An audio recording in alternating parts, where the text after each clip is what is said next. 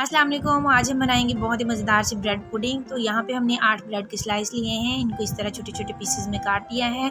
इसके बाद 4 अदद अंडे लिए हैं, उनको अच्छे से फेंटने के बाद इसमें शामिल कर देंगे 1 कप पिसी हुई चीनी और इसको भी इसमें अच्छे से मिक्स कर देंगे। अब हम इसमें ऐड कर देंगे आधा चाय का चम्मच vanilla essence, 200 ml fresh cream और इन सारी चीज़ों को अच्छे से मिक्स करने के बाद इसमें शामिल कर देंगे 2 कप दूध, इसको भी मिक्स कर देंगे। अब हम इसमें ऐड कर देंगे ब्रेड के पीसेस और इनको अच्छे से इसमें सोक कर देंगे। इसको अच्छी तरह मिक्स करने के बाद अब हम इसमें ऐड कर देंगे थोड़ी सी ब्लैक कलर की किशमिश, आप चाहें तो ब्राउन किशमिश का यूज़ भी कर सकते हैं।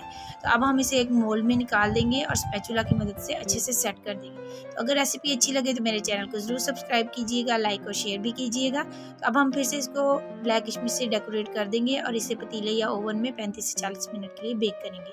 तो लीजिए, हमारी बहुत ही मज़ेदार, बहुत ही यमी सी ब्रेड पुडिंग तैयार है। तो वीडियो को लाइक और शेयर देना मत भूलिएगा।